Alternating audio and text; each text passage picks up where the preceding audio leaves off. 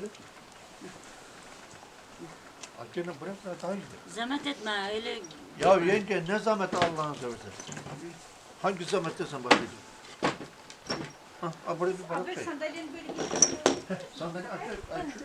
Ya bunu buraya bir burada otur. Ne istedik mi sen? Sandalye mi? Biz oturacağız.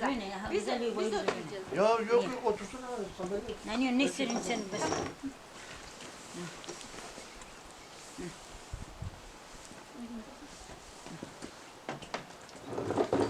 Ben sen neresi?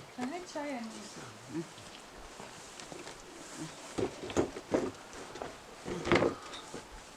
Ya fotoğrafçı gel lan gel bardak çay.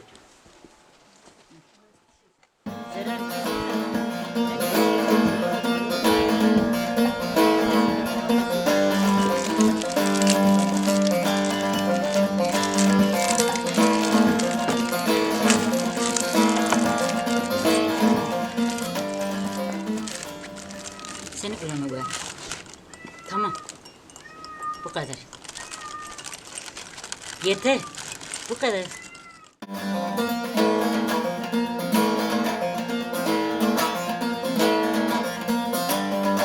Çay. Evet, sen bir ayağa yemek ver. Başka açmayalım yeter. Zaten anne de aç olmayacak. Bak bu çok güzel. Ne güzel var. Çok güzelmiş. Bunların küçükleri var diye çekmiştik öyle. Muzu götürdü arkadaşlar onunla kopmuş getirmiş. Amca. Ha bu güzeldir, ha bu güzeldir. Ceviz küçüğünden elle çektim.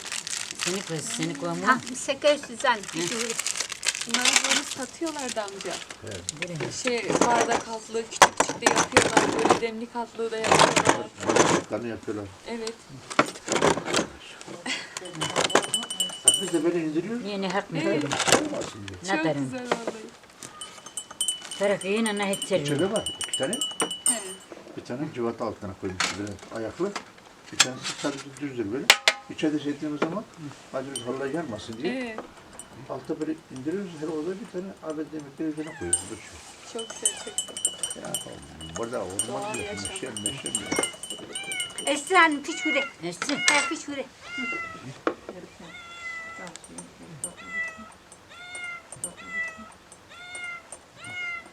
Çok.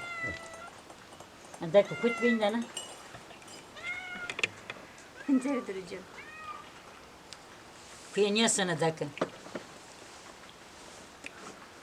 Gözü geç çayını içiyor. Afiyet olsun amca.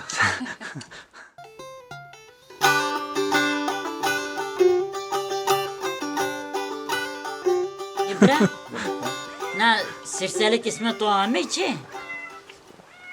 Hami abi. Kuy kuti. Ha gömüt. Kume deri. Kume ne kune? Mesela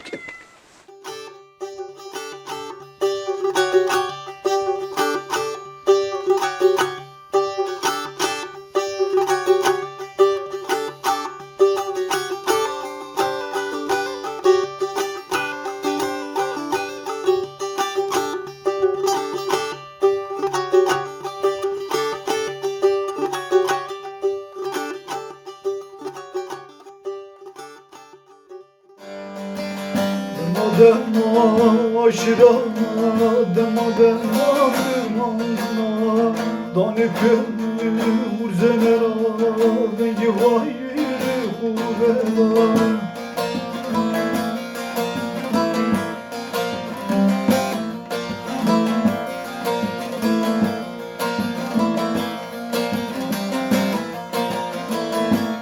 Dema aşırana, dema kırmana, dani kömür urzenera, dengi vayri huvela.